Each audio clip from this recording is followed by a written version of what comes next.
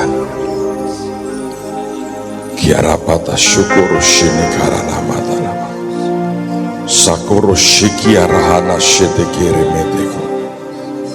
Mandahara sokonata sakayara matu kono sitiki arala mata. Moho shikare hata sondo koro shikiana mata sondo. Nakaharana sitiki mekoya sonta karama kalahata kayana mata. Himete hera hashokoroto shikayana mata sondoko. Kiara hasonta karana masanta karala makayana mata. Sini kara haso karana mata kayara lana tasoko. Mikahayena santa kara haso kare mata kalana mata. Moho shikiri kata santa kayara la mata kasikire mete karala mata. Mokoshi rahanara namasite kereme karana hata kayana. Montahara hasi kerene meheta kayana makata kalana santa. Moshi kare hata koshi kereme kata kiana la mota kanama. Mantara hasokoro sikene mete koshanta karala mataka. Nirahasanta rekarama santa koyanasi. Nahara mahanto koyo sikini kiara lama katasa. Mikirehene si naralama santa korene meta kayara. Misyuko ya hatarana. Angkat tanganmu di hadapan Tuhan. Hamba sungguh mintakan blessing Tuhan yang terbaik. Hamba mintakan roh hikmat, wahyu dan pengertian turun dalam hidup anak-anakmu. Tuhan, kami tahu sesuatu yang ilahi, sesuatu yang ajaib Engkau turunkan buat kami. Hamba berdoa tidak satupun yang terlewatkan. Semua diubah Tuhan dan dijamah Tuhan. Karena Kau begitu mengasihi anak-anak-Mu Tuhan. Tidak ada yang Kau biarkan, tidak ada yang Kau abaikan. Semua dalam perhatian Tuhan kami yang seutuhnya. Kira syikiri kata shini karana. Tuhan berkata ada beberapa di antara saudara dan beberapa orang yang sedang streaming hari ini. Engkau seperti merasa diabaikan Tuhan. Engkau bahkan berkata, apakah Tuhan masih punya waktu untuk memperhatikan aku? Tapi saya mau sampaikan firman-Nya hari ini. Sekali-kali tidak. Tuhan tidak pernah mengabaikan hidupmu. Dan Dia akan bertindak atas hidupmu. Tuhan, hamba berterima kasih. Engkau Tuhan yang luar biasa. Tuhan yang sampai hari ini mendengar dan menjawab doa-doa kami. Di dalam nama Tuhan Yesus, biar Engkau bicara, ubah dan berkati semua kami tanpa terkecuali. Di dalam nama Tuhan Yesus. Yang siap terima blessing-Nya berkata, amin. Setiap kali kita memperingati Pentakosta, tidak ada tema lain yang lebih hebat daripada tema sentral tentang Roh Kudus. Saudara, dan bagian yang ajaib adalah dalam Kisah Rasul pada pasal yang kedua, Alkitab berkata pada waktu Roh Tuhan mulai dicurahkan secara massal, karena sebelum itu hanya orang-orang tertentu yang dipenuhi dengan Roh Tuhan. Pengurapan Roh Kudus itu hanya untuk raja, untuk imam, dan untuk nabi. Maka yang lain rata-rata tidak akan terima itu.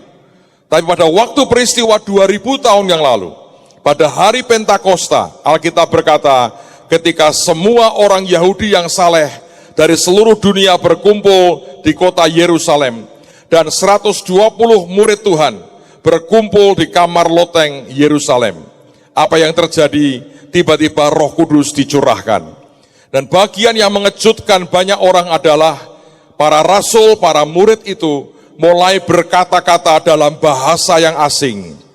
Kalau Anda mempelajari soal bahasa roh atau glosolalia, sebetulnya sepaham saya ada 3 macam. Yang pertama doa, bahasa roh yang untuk bagian dari bahasa doa kita di hadapan Tuhan. Tiap kali kita ibadah, kita berbahasa roh. Tidak ada orang yang tahu, iblis juga tidak tahu artinya, tapi roh kita dengan Tuhan yang sedang bicara. Itu bahasa rahasia yang tidak bisa disabot oleh setan. Seringkali kalau kita menggunakan pikiran kita atau akal budi kita, waktu kita berdoa, pikiran bisa dibawa melayang-layang kemana-mana. Nah, bahasa roh itu membuat saudara bisa berdoa tanpa iblis bisa menyabotnya. Itu yang pertama. Yang kedua, ada jenis bahasa roh yang isinya adalah nubuatan sebetulnya. Nah, ini perlu karunia lain yang mendampingi, yaitu karunia untuk menafsirkan, menerjemahkan akan bahasa roh itu sendiri. Dan ini yang kalau tidak ditafsirkan, tidak ada orang yang ngerti juga. Tapi ini jenis yang kedua. Yang ketiga adalah jenis bahasa roh, di mana Anda memang mengucapkan bahasa orang lain.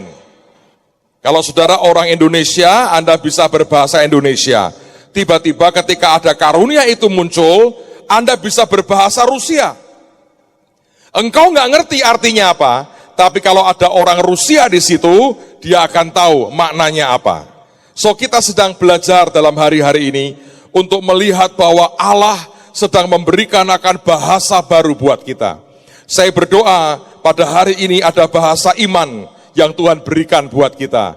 Saya berdoa ada bahasa kasih yang Tuhan berikan buat kita. Saya berdoa ada bahasa pengampunan yang Dia anugerahkan buat kita.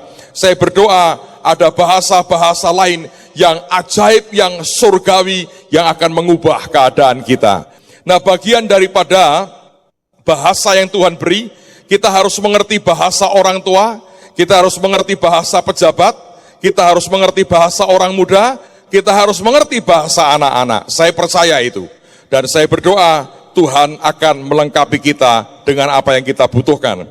Saudara, setiap kali kita bicara tentang Roh Kudus, saya harap Anda memahami kita bicara tentang pribadi dari Tuhan sendiri. Dan seringkali kalau kita berhadapan dengan apa yang Tuhan mau, kita harus mengingatkan diri senantiasa bahwa apapun keputusan Tuhan atas hidup kita, selalu berdasarkan dengan sebuah hikmat ilahi yang pikiran manusia kita ini tidak dengan mudah bisa memahaminya. Apapun yang seringkali Tuhan perintahkan dalam kehidupan kita, kalau Anda membaca bahasa Tuhan itu tidak dengan bahasa yang sebagaimana Tuhan pakai, maka akan membuat kita kesulitan sebenarnya untuk mengikuti apa yang Dia mau. Ketika Dia sedang berbicara akan bahasa iman, dan kita tidak menangkap akan makna daripada bahasa itu, maka tiba-tiba kita sadar betapa sulitnya kita menangkap apa yang sedang Tuhan mau katakan kepada kita. Dan seringkali bahasa yang dipakai ini sangat berbeda dengan bahasa yang dunia punya. Saudara, di abad-abad yang lampau ketika kekristenan mulai masuk ke Cina, ke Korea dan sebagainya, maka orang Kristen dianggap oleh orang-orang itu adalah sebuah agama atau kepercayaan di mana orang-orangnya kemudian ketika menganut kepercayaan itu menjadi orang yang lemah dan tidak berdaya. Sebab mereka berkata, orang Kristen diajar untuk pasif, orang Kristen diajar untuk mencintai, dan buat mereka cinta itu membuat lemah hati orang. Sehingga mereka berkata, kekristenan ini mengajar sesuatu yang akan membuat peradaban kita menjadi lemah. Dalam kenyataannya tidak demikian. Setiap negara yang akhirnya mengenal akan kebenaran, orang-orangnya jadi beradab, bukan jadi lemah, jadi kuat, ekonominya berkembang, semua berkembang dengan luar biasa. Karena Tuhan setiap kali Dia bicara, Dia tidak pernah salah karena hikmatnya luar biasa. Saya beri contoh, saudara. Alkitab mengatakan bahkan Yesus berkata begini, kalau ada orang memaksa kamu jalan 1 mil, Dia berkata apa? Berjalanlah bersama dengan dia 2 mil. Nah, kalimat itu saja, bagi banyak orang Dia berkata, ini pengajaran yang mengajar kepada kita untuk lemah dan tunduk di bawah tindasan orang Romawi. Ajaran Tuhan itu, buat orang Yahudi di zaman itu, dianggap sesuatu yang kelihatannya berkata, ini membuat kita lemah dan akan terus diinjak. Padahal sebetulnya, Tuhan mengajar kita untuk menang dengan cara yang lain. Pak, maksudnya bagaimana menang dengan cara yang lain? Saya beri Anda pengertiannya. Di zaman Romawi ada sebuah hukum yang berkata begini, bahwa tentara Romawi atau orang Romawi boleh memaksa orang jajahan membawakan barang bagi dia sejauh 1 mil. Hukumnya berkata begini, orang Romawi, tentara Romawi, boleh memaksa orang jajahan, dimanapun daerah jajahan mereka, untuk membawakan barang mereka sejauh 1 mil. Nah, setelah 1 mil, maka dia bebas. Dia merdeka, dia boleh berhenti, dia boleh terus, dia boleh stop kapanpun, itu suka-suka dia. Tapi kewajiban paling utama adalah 1 mil. Nah, ini yang sebetulnya Yesus mau ajarkan. Saya beri contoh begini. Coba Anda dengarkan baik-baik. Tiba-tiba seorang tentara Roma membawa barang begitu berat. Dan dia tahu dia tidak bisa bawa sendiri. Dia lihat seorang laki-laki, ini pernah terjadi pada Simon dari Kirene, waktu dipaksa memikulkan salib Yesus naik sampai ke Golgota. Orang Roma ini mungkin bawa barang sangat berat, dia nggak mungkin angkat sendiri. Lalu kemudian dia berkata gini, kamu, ayo bantu aku, angkat barang ini. Orang ini kalau dia tidak mendengar ajaran Yesus, hari itu hatinya kepahitan. Hari itu dia akan penuh dengan kemarahan. Hari itu hatinya penuh pemberontakan. Kok bisa, Pak? Sebab dia ikut bawa jalan 1 mil dengan ngomel. Aku ini enggak salah apa-apa, bukan barangku, suruh bawa. Dan ketika 1 mil, dia berkata, berhenti. Dia taruh, dia pergi. Dan waktu dia pergi, dia akan pergi dengan kepahitan, dia pergi dengan kemarahan, dia pergi dengan kebencian yang luar biasa. Dan itu bukan kemenangan. Setiap kali Anda selesai berurusan dengan siapapun, dan hatimu dipenuhi dengan kemarahan dan kebencian, itu sama sekali bukan sebuah kemenangan. Yesus mengajarnya aneh. Kalau ada orang memaksa kamu jalan 1 mil, sebetulnya konteks itu dia bicara tentang orang Romawi yang memaksamu bukan hanya jalan 1 mil, tapi 1 mil itu membawakan barangnya yang berat. Dia berkata, jalan dengan dia 2 mil. Saudara tahu apa yang terjadi? Saya beri ilustrasi. Seorang tentara Romawi tangkap 1 orang, berkata, bawakan. Nah, orang ini nangkep pengajaran Tuhan. Oke bos, dia bawakan.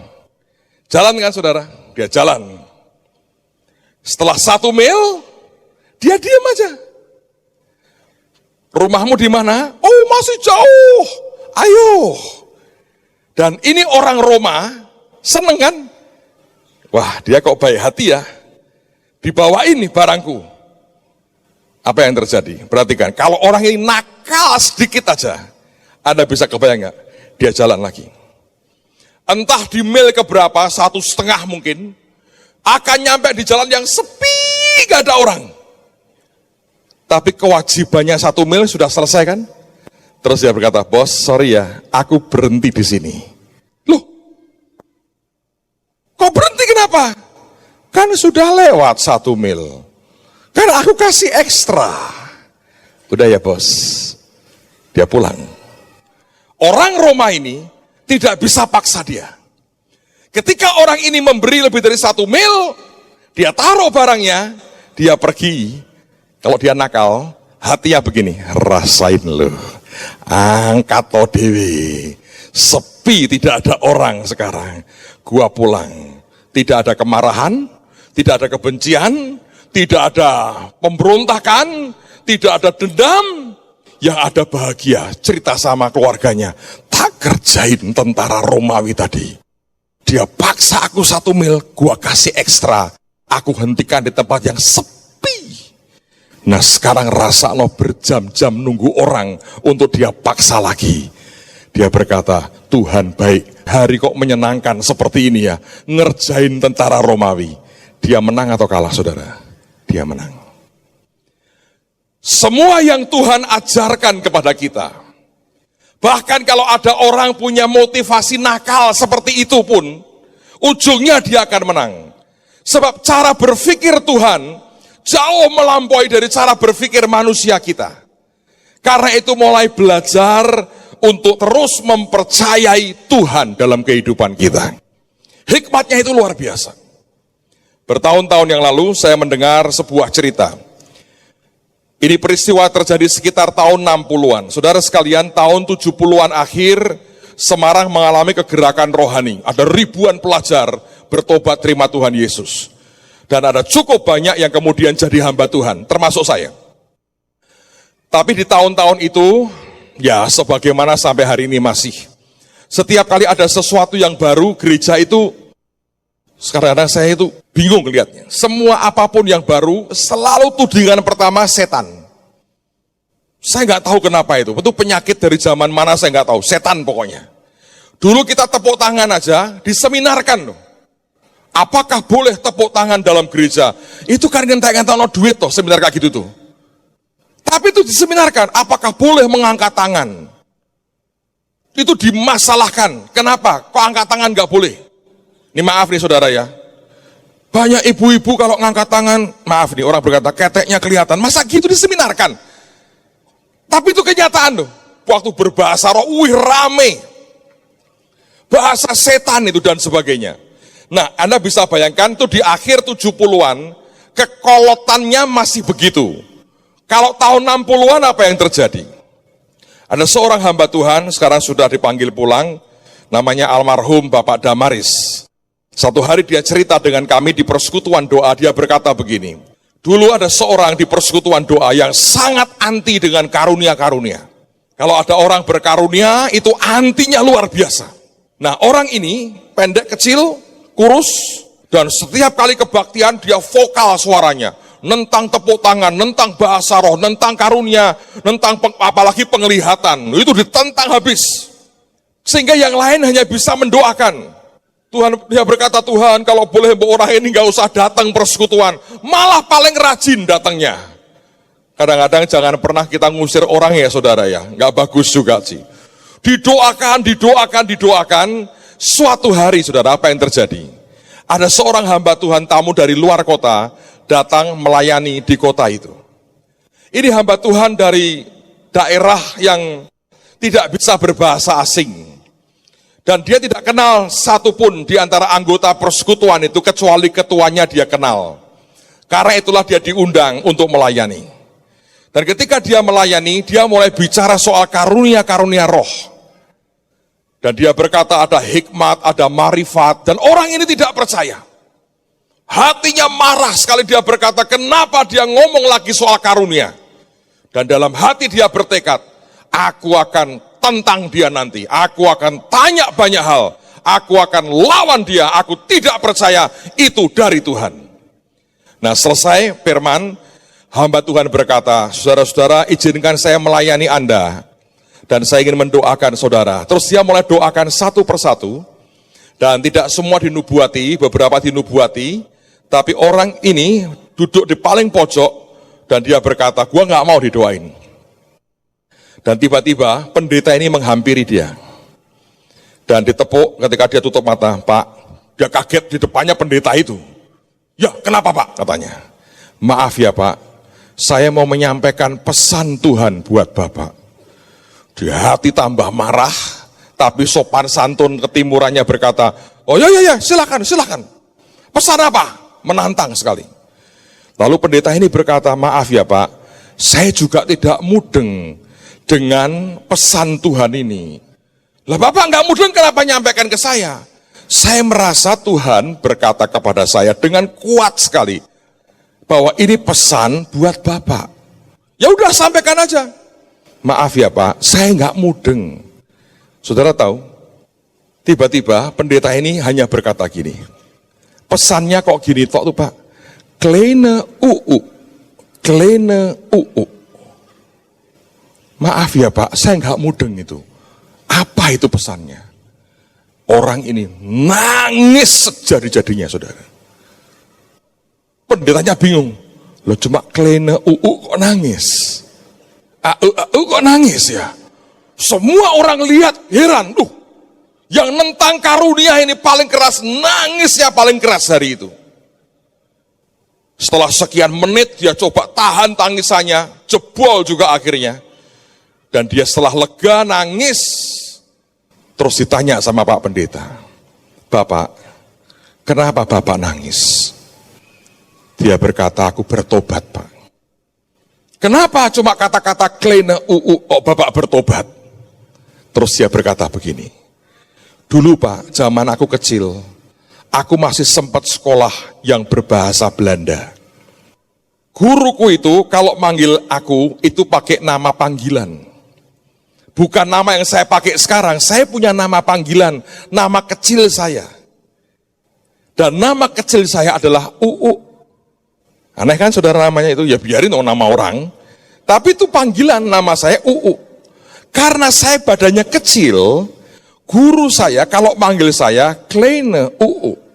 Sebab kleine itu bahasa Belanda, artinya kecil. Kleine Uu artinya Uu kecil. Dan di sini tidak ada yang tahu Pak. Karena saya tidak berasal dari kota ini. Saya berasal dari kota lain. Tidak ada yang tahu masa kecil saya. Bahwa dulu ketika kecil ada guru yang cinta saya luar biasa. Dan guru itu kalau manggil saya, kleine Uu. Kalau tadi bukan Tuhan, tidak mungkin, dia berkata. Baru semua ketika noleh, oh Mas Uu namanya. Bertobat saudara. Hikmat Tuhan itu dahsyat. Kemahatauannya itu luar biasa. So mari kita percaya bahwa semua yang dia tetapkan dalam hidup kita, yang dia rencanakan, semua pasti terbaik. Yang percaya katakan amin. Nah, saya mau ajak Anda membaca bagian dari firman Tuhan. Lihat apa yang roh Tuhan katakan. Kalau kita belajar, saya berdoa Anda akan menangkap sesuatu. Kisah Rasul pasal 16, lihat mulai ayat yang ke-6. Kisah Rasul pasal 16, lihat mulai ayat yang ke-6. Mereka melintasi tanah Frigia dan tanah Galatia, karena Roh Kudus mencegah mereka, Anda garis bawahi, mencegah mereka untuk memberitakan Injil di Asia. Dan setibanya di Misia, mereka mencoba masuk ke daerah Bitinia, tetapi Roh Yesus tidak mengizinkan mereka. Anda garis bawahi juga kata tidak mengizinkan. Setelah melintasi Misia, mereka sampai di Troas. Pada malam harinya tampaklah oleh Paulus suatu penglihatan. Ada seorang Makedonia berdiri di situ dan berseru kepadanya, katanya, menyeberanglah kemari dan tolonglah kami. Setelah Paulus melihat penglihatan itu, segeralah kami mencari kesempatan untuk berangkat ke Makedonia. Karena dari penglihatan itu kami menarik kesimpulan bahwa Allah telah memanggil kami untuk memberitakan Injil kepada orang-orang di sana. Lalu kami bertolak dari Troas dan langsung berlayar ke Samotrake, dan keesokan harinya tibalah kami di Neapolis. Saudara, saya mau ajak Anda melihat 3 hal pada hari ini. Yang pertama, ada istilah Roh Kudus itu mencegah. Kata mencegah, kalau Anda lihat dalam bahasa Inggrisnya digunakan kata forbidden. Kata mencegah. Dan kata mencegah atau forbidden itu dari satu kata yang arti hurufiahnya adalah to prune atau menebang, memotong, memangkas sayap burung. To prune itu sebetulnya memangkas dahan bisa, tapi juga seringkali dipakai untuk memangkas akan sayap burung. Nah, kalau ada seekor burung dipangkas sayapnya, maka artinya kemampuannya yang paling utama untuk terbang dan untuk dia bergerak dan berpindah dengan cepat, itu hilang sama sekali. Saudara, di dalam kehidupan kita ini, mau tidak mau kita harus mengakui bahwa manusia kita ini punya keinginan yang sangat banyak. Dan seringkali keinginan kita ini bertentangan dengan keinginan Tuhan. Walaupun tidak selalu keinginan itu merupakan keinginan yang jahat, Tapi kalau itu berbeda dengan apa yang Tuhan rencanakan, maka Tuhan akan mencegah kita dari melakukan apa yang kita inginkan. Nah, seringkali kita diberitahu tidak bisa. Kita diingatkan tidak bisa. Kita diberi tanda, diberi mimpi, diberi penglihatan, kita juga tidak bisa. Lalu apa yang akan Tuhan buat? Maka seringkali Tuhan akan melakukan satu hal, yaitu kemampuan kita untuk menuju yang kita mau, yang Dia tidak suka, tiba-tiba akan dipangkas. Saya nggak tahu apakah saudara pernah mengalami itu. Ada orang yang ngotot, dia pengen beli satu rumah. Ketika dia berdoa, Tuhan berkata, jangan nak. Dia ngotot, dia berkata, ini rumah baik Tuhan. Ketika diberitahu tidak bisa, diomongi tidak bisa. Yang terjadi adalah tiba-tiba bisnisnya menurun. Dan uang yang dia simpan untuk beli rumah, tiba-tiba hilang. Dia marah, dia berkata, Tuhan, kenapa kau izinkan terjadi? Menurut saya Tuhan senyum dan berkata, aku memang pangkas kemampuanmu, sehingga engkau tidak bisa beli rumah itu. Saudara sekalian, beberapa saat kemudian, apa yang terjadi? Hanya dalam waktu sangat singkat, tiba-tiba diketahui bahwa rumah itu sengketa, ngawur luar biasa. Dan orang luar biasa dicek tidak tahu, di belakang semua itu terjadi masalah yang luar biasa. Dan Tuhan berkata, aku mencegah kamu nak, dari masuk dalam jurang masalah sengketa yang berkepanjangan. Dan engkau tidak pernah mau aku beritahu. Dan Tuhan berkata, aku mesti pangkas sayapmu. Tapi kan artinya uangku hilang. Berkat aku berikan balik, asal kamu mengerti, aku tidak berniat jahat. Dalam kehidupan kita setiap hari, seringkali kita mengalami itu kan. Salah satu yang saya suka dengan Pak Yusak Cipto itu adalah kalau ngomong belak-belakan dan vulgar, saudara. Dan seringkali orang kaget, tapi percayalah seringkali kalau orang diceritakan kegagalannya dan kelemahannya, di situ kita belajar lebih banyak daripada kalau Anda diajar tentang keberhasilan. Beliau pernah cerita satu hari ketika masih muda, sudah menikah, hobinya nonton film yang dibintangi oleh Marilyn Monroe. Itu di tahun berapa itu, 60-an katanya, saya belum lahir lah mungkin. Di tahun 60-an itu dia bintang film yang selalu berpakaian seksi. Kalau Anda pernah lihat gambarnya itu ada roknya kena angin, gitu-gitulah. Zaman-zaman dulu itu sudah rada nyerempet gitu. Nah, Pak Yusak ngomong, aku paling suka kalau lihat Marilyn Monroe. Nah, Ibu Yusak tentu nggak suka kalau suaminya suka nonton begitu. Gitu, normalnya kan begitu, kecuali aneh, podo aneh, saudara. Suaminya suka nonton begituan, dibiarkan, oh bagus yang terus toh, itu nggak mungkin, saudara. Biasanya istri itu akan bereaksi. Tapi saya ini kenal Bu Yusak cukup lama. Ini istri yang luar biasa loh. Nyaris tidak pernah bentur, nabrak keinginan suaminya itu enggak. Didoain. Suatu hari Pak Yusak ngomong gini terus terang sama istrinya, yang aku mau pergi. Kemana? Nonton Marilyn Monroe. Waduh, dia lagi ini. Ini filmnya baru nih yang bagus. Wah, aku lihat posternya, badannya begini. Bayangin, cerita ke istrinya, badannya orang lain diceritakan. Nah, ini ibu yang luar biasa, istri yang hebat, didoain. Tetap pergi nggak? Pergi, saudara. Dia naik apa nggak tahu, Vespa atau apa zaman dulu, naik pergi ke gedung bioskop. Loh Pak, didoakan kok masih pergi? Ya kadang-kadang begitu. Kurang kuat Pak doanya, jangan tergesa-gesa menarik kesimpulan. Dia pergi, istrinya berdoa. Akhirnya sampai gedung bioskop. Loketnya antrian panjang.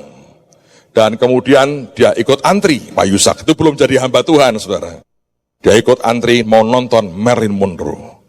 Dia tidak tahu di rumah istrinya berdoa, Tuhan cegah Tuhan. Nanti kalau tidak tambah mata keranjang ini, nontonnya Marilyn Monroe kayak begini, nggak suka aku. Akhirnya dia antri, makin dekat dengan loket. Akhirnya tiba di loket, ditanya, berapa Pak, mau beli berapa karcisnya? Dia bilang, tunggu sebentar. Dia lihat di sebelah itu ada poster, dari film yang akan diputar dengan gambar Marilyn Monroe. Ketika dia lihat itu, Tuhan memangkas keinginannya. Di mata bisa gini, kok jelek ya sekarang ya? Kok elek ya Marilyn Monroe? Kok ora ayu ya? Kok jelek ya? Kok enggak seksi ya? Eman-eman, uang bisa buat makan, nonton. Ditanya, Pak jadi nonton enggak? Enggak jadi. Pulang. Kadang pulang. Istrinya tanya, loh yang kok pulang? Elek kok Marilyn Monroe, ayo kowe katanya gitu. Tadi beliau streaming saya cerita ini, berdua cekikian sama emak saudara, saling main mata, dan Pak Yusak berkata, memang ayu kowe katanya begitu. Kadang-kadang seperti itu yang Tuhan kerjakan. Anda ingin sesuatu, dia berkata, tidak nak, potong. Tapi kalaupun dia melakukan itu, dia melakukan karena cintanya. Dan dia sangat tahu apa yang dia kerjakan, dia sangat ngerti apa yang dia putuskan, dia ngerti. Dan tidak pernah dia melakukan apapun, bukan karena cinta, atau karena sekedar karena kebencian. Saya berdoa, mari belajar kenal akan hati Tuhanmu. Dia tidak pernah melakukan apapun juga dengan dasar kejahatan. Yang percaya katakan amin. Yang kedua, kalau Anda memperhatikan, ada kata tidak mengizinkan. Roh Yesus tidak mengizinkan, not permit. Ketika saya pelajari kata tidak mengizinkan itu artinya Yesus, Roh Kudus, tidak mengizinkan Paulus pergi sendirian tanpa penyertaannya. Itulah sebabnya dia tidak diizinkan, karena Tuhan berkata, Paulus kalau engkau ke sana, kalau engkau ke Asia hari ini, tidak ada penyertaanku loh. Karena itu aku berkata, jangan. Dan nama atau kata not permit juga artinya tidak mengizinkan Paulus itu menderita. Saudara, ada dua macam penderitaan, penderitaan karena nama Tuhan, yang kedua penderitaan karena manusia kita. Yang kedua ini bisa dihindari sebetulnya. Dan seringkali kita tidak pernah mengerti masa depan kecuali Tuhan kita. Paulus mau masuk ke Bitinia, Roh Yesus tidak mengizinkan. Dia berkata, nak kalau engkau masuk ke sana tanpa penyertaanku, dan kamu akan menderita loh. Sebuah penderitaan yang sebetulnya tidak perlu kau alami. Puji Tuhan, Paulus mentaati. Di Cina ada sebuah kejadian, sekian puluh tahun yang lalu. Di desa itu ada seorang bapak yang punya anak masih muda. Itu anak laki satu-satunya yang dia punya. Istrinya sudah meninggal, dan dia tinggal dengan anak-anaknya. Dia punya satu orang anak laki-laki. Dan ini keluarga Kristen yang tiap hari melakukan apapun, mereka itu berdoa. Saudara, apa yang terjadi? Suatu hari ayahnya berkata kepada anaknya yang pemuda ini, nak, coba kau lihat akan kuda yang baru kita dapatkan itu, kuda liar. Coba kamu kendalikan itu. Maka si anak berkata, oke, aku akan lakukan. Dia keluar, dia pergi ke halamannya, di mana kuda liar baru mereka dapatkan. Dan singkat cerita, dia mencoba untuk menaklukkan kuda itu, karena ayahnya ingin si anak ini punya pengalaman. Ayahnya berkata, dia enggak terlalu liar kok, sudah separuh jinak sih. Tapi coba engkau lakukan sampai dia betul-betul jinak. Dan hari itu mereka lakukan, mereka berdoa dulu dan dia kemudian mencobanya. Tapi hari itu ada sebuah kemalangan yang seakan-akan doa mereka tidak didengar oleh Tuhan. Kuda itu begitu berontak dan dia sepak kena persis di lutut daripada pemuda itu. Dan begitu keras sampai tempurung daripada lutut itu pecah. Dibawa ke dokter, dokter desa berkata, kami tidak bisa berbuat apa-apa, sudah begitu parah, aku akan coba lakukan yang terbaik, tapi kamu akan cacat seumur hidupmu, dan kamu akan jalan pincang. Saudara, pemuda ini akhirnya menerima akan kenyataan. Sejak saat itu dia cacat, dan itu cacat seumur hidup. Dan ketika dia jalan pincang. Si ayah berdoa, menangis, berkata, Tuhan, ini anakku laki satu-satunya. Kalau dia cacat begini, apa mungkin ada gadis mau kawin dengan dia? Dia berkata, kalau keadaan cacat seperti ini, apa mungkin ada orang pengen mengambil dia sebagai menantunya? Bukankah kehidupannya akan hancur? Masa depannya akan berantakan dengan apa yang ada padanya? Si ayah hanya bisa menangis. Dan seringkali itulah yang kita bisa kerjakan. Tapi saya mau berkata kepada saudara, Tuhan tahu yang terbaik. Apapun yang dia izinkan, dia tahu yang terbaik. Saudara, tidak lama setelah itu, tiba-tiba pemerintah mengumumkan sebuah kondisi darurat karena negara Jepang menginvasi, menyerang Cina. Dan dikumpulkanlah semua kekuatan militer Cina yang tersedia. Dan mereka sadar menghadapi akan mesin perang Jepang ini. Mereka akan menghadapi sebuah perlawanan pertempuran yang mengerikan sekali. Dan sampai kemudian pemerintah berkata, kita ambil wajib militer. Pokoknya pemuda, remaja 17 ke atas kira-kira, sampai di level tertentu harus masuk militer. Dan tentara masuk ke desa daripada bapak dan anaknya yang cacat itu. Dan mereka memberikan pengumuman, semua laki-laki usia sekian sampai sekian, dia berkata harus ikut wajib militer. Dan berkata sekarang mendaftar di balai desa untuk kami data. Bapaknya sudah tua, sudah tidak masuk dalam hitungan wajib militer. Si anak ini masih dalam umur wajib militer. Dan hari itu dia berkata kepada ayahnya, Papa, aku mau pamit. Menurut peraturan, aku harus daftar wajib militer. Maka dia jalan dari rumahnya ke balai desa. Anda tahu dia jalan terpincang-pincang karena kakinya memang cacat. Dan di balai desa semua pemuda sudah berbaris rapi sekali. Dia paling tertinggal di belakang. Dia jalan terpincang-pincang. Dan ketika dia belum sampai kepada barisan itu, seorang perwira mendatangi dia dan berkata, Nak, kamu mau kemana? Oh, aku kan mau ikut daftar. Karena aturannya berkata umur sekian sampai sekian harus wajib militer, bela negara, saya mau bela negara. Perwira ini berkata, kenapa kamu pincang? Dia cerita, aku disepak sama kudaku, ini ku pecah. Jadi ini kamu cacat seumur hidup? Iya.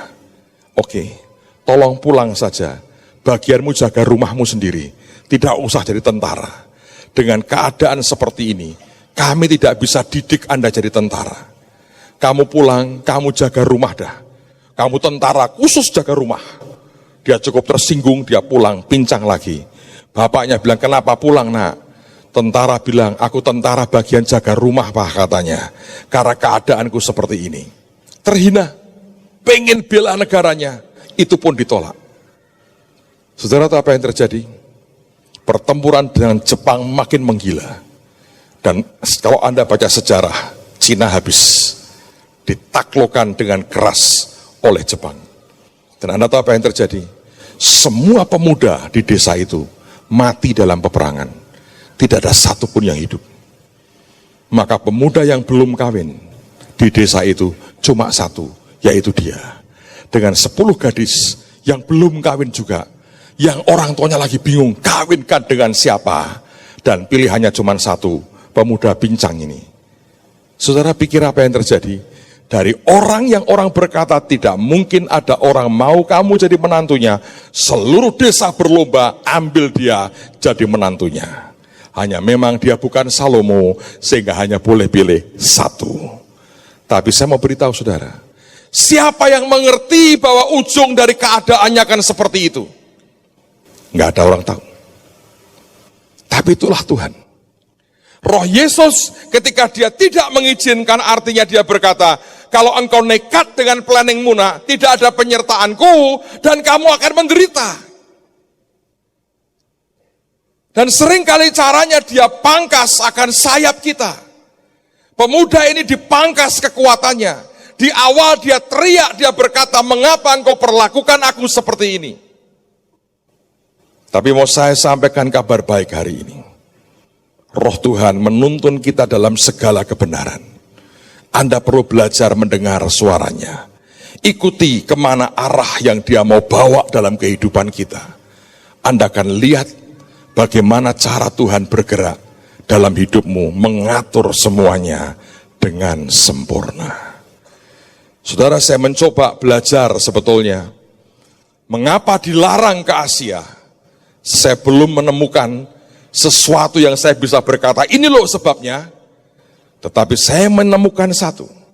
Kalau orang mentaati apa yang Tuhan perintahkan, ada anugerah besar tersedia buat hidup kita. Dari mana tahu Pak? Mari lihat beberapa ayat terakhir sebelum kita selesai. Lihat di 1 Korintus pasal 16, ayat 8 sampai 9. Kalau Anda lihat dalam Kisah Rasul, tadi kalau 16, ini cerita diambil dari Kisah 19. Hanya beda 3 pasal.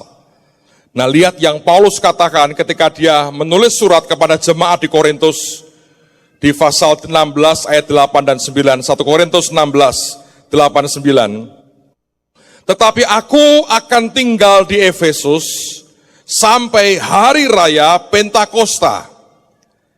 Sebab di sini banyak kesempatan bagiku untuk mengerjakan pekerjaan yang besar dan penting. Sekalipun ada banyak penentang.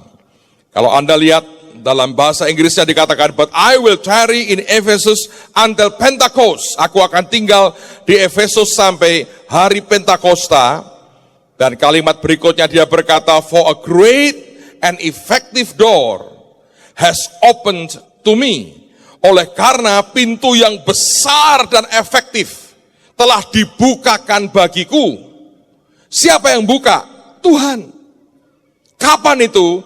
3 pasal setelah Kisah Rasul, pasal 16. Beda nggak terlalu banyak. Tapi ketaatan itu membuat apa yang Tuhan sediakan dia bisa nikmati. Dia berkata ada pintu yang begitu besar dan efektif telah dibukakan bagiku. Nah, kalau Anda lihat ke Kisah Rasul 19, ayat yang ke-10, ini yang terjadi di Efesus sebetulnya, ketika sekian tahun kemudian, 3 pasal kemudian lebih tepatnya, dia akhirnya tiba juga di Efesus, tiba di Asia.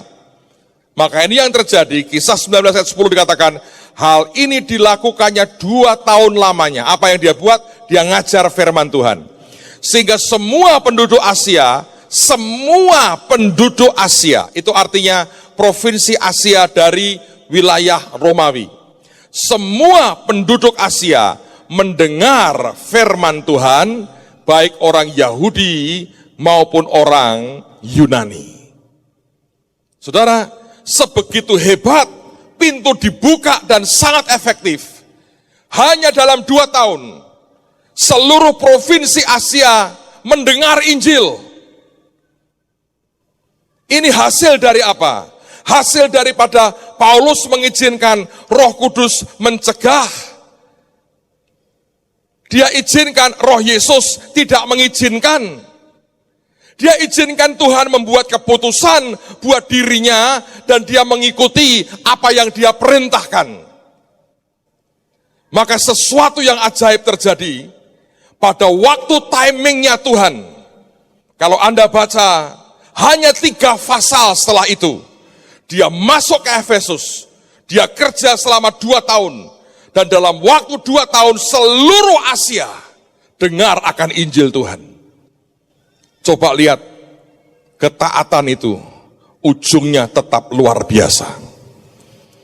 Kalau seandainya kita bisa memahami itu, hidup kita akan beda, saudara. Dan saya mau berkata buat saudara, Tuhan adalah Tuhan yang mendengar doa Anda dan doa saya. Jangan pernah berpikir dia Tuhan yang selalu membuat masalah jadi susah. Sama sekali tidak. Bertahun-tahun yang lalu ada seorang pendeta di Amerika. Dia punya 2 orang anak. Masih kecil waktu itu, yang kecil laki dan perempuan. Saudara, yang laki ini sangat pinter sekali.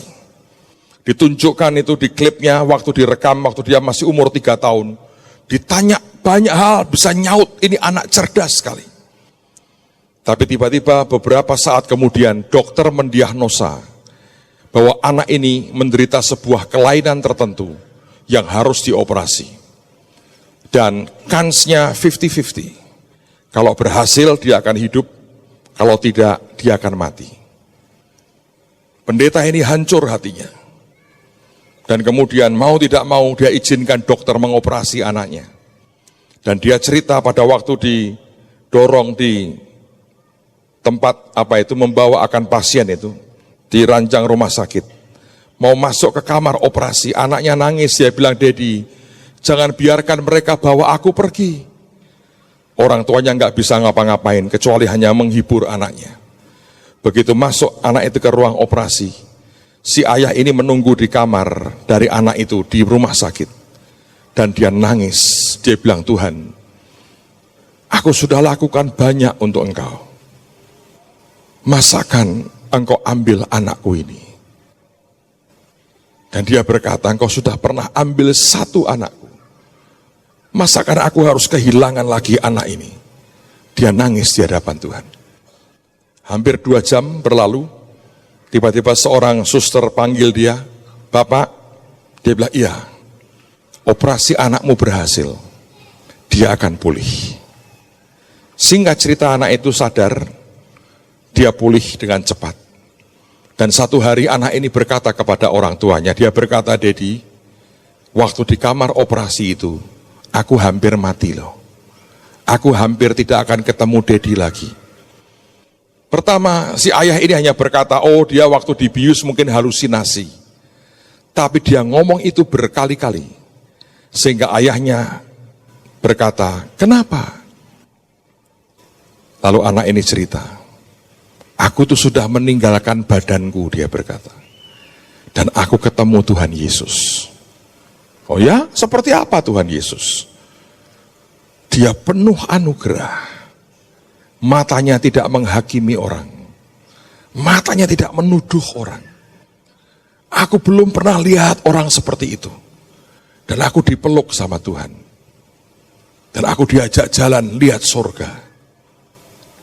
Dia berkata, "Surga itu enak sekali." Lalu kemudian ayahnya hanya berpikir, ini imajinasi. Tapi sampai dia cerita satu perkara, si ayah ini tahu ini bukan imajinasi. Dia berkata begini, "Di surga aku ketemu Pap." "Pap?" Dia kaget. "Iya." "Maksudmu?"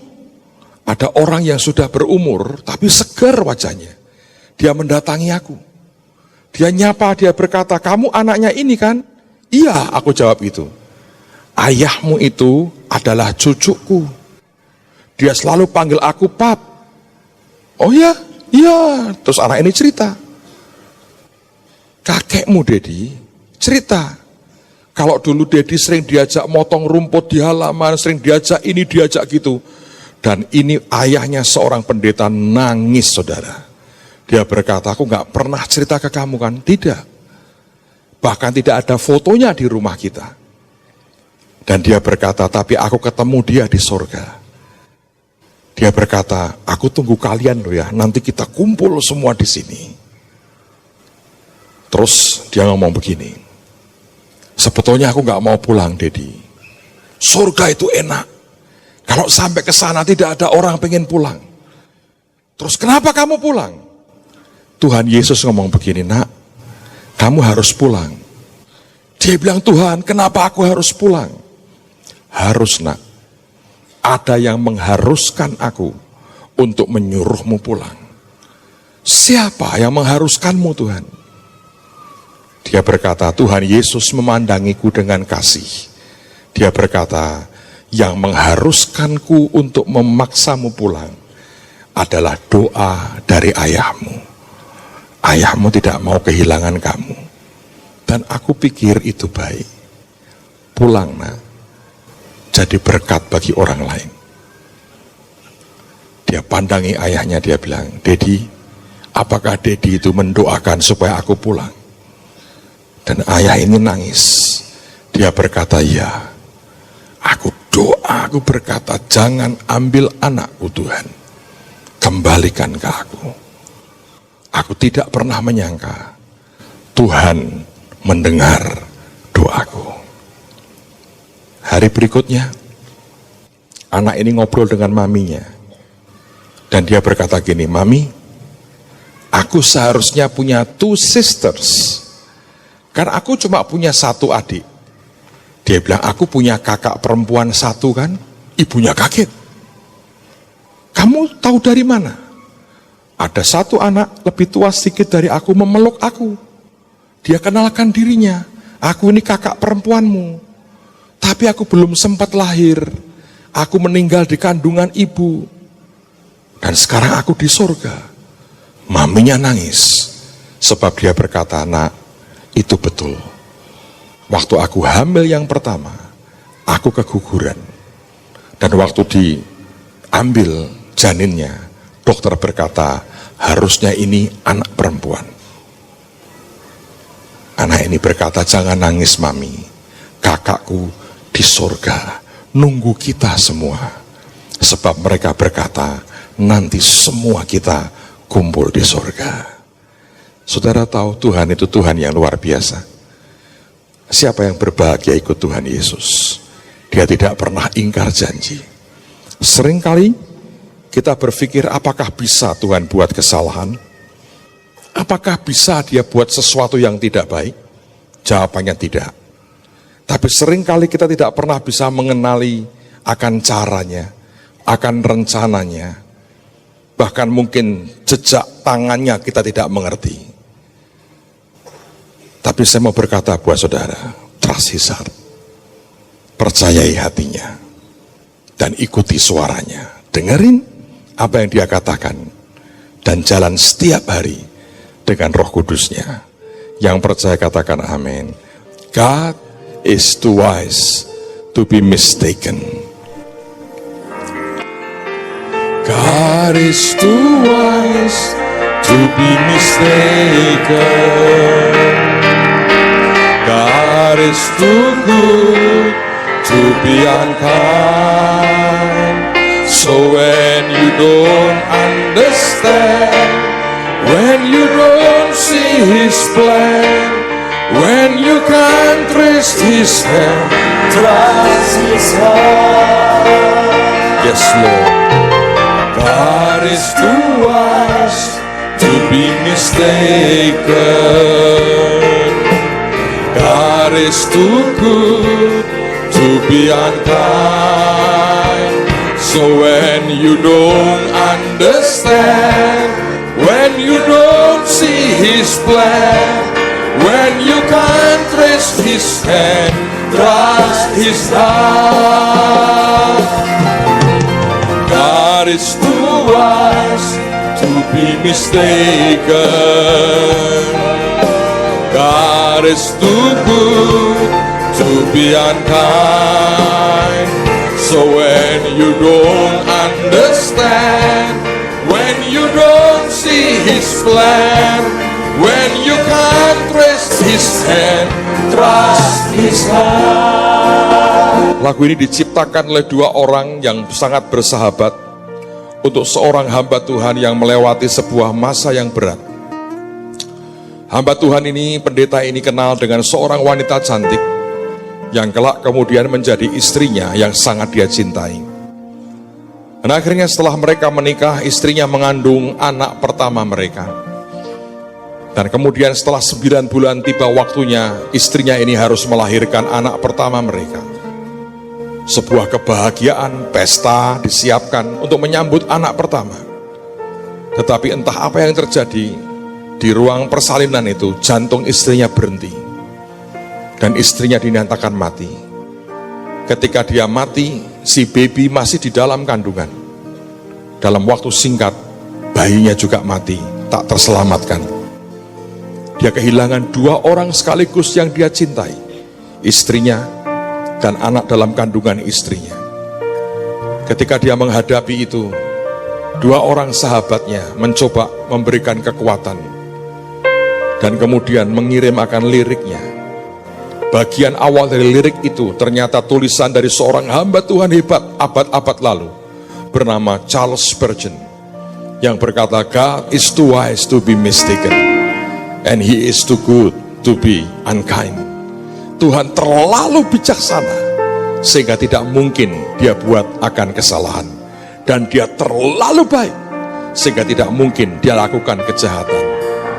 Dan kemudian ditambah dengan perkataan, kalau kamu tidak kenal, tidak ngerti rencananya, bahkan engkau tidak ngerti apapun, bahkan jejak tangannya tidak engkau sadari, maka dia berkata, trust his heart. Dan ketika lagu ini mulai dinyatakan, dinyanyikan, jutaan orang di seluruh dunia menyanyikan. Dan penulisnya berkata, tiap hari aku terima email dari seluruh penjuru dunia yang berkata terima kasih karena lagu ini menguatkan hidupku. Dari mana saya kenal lagu ini?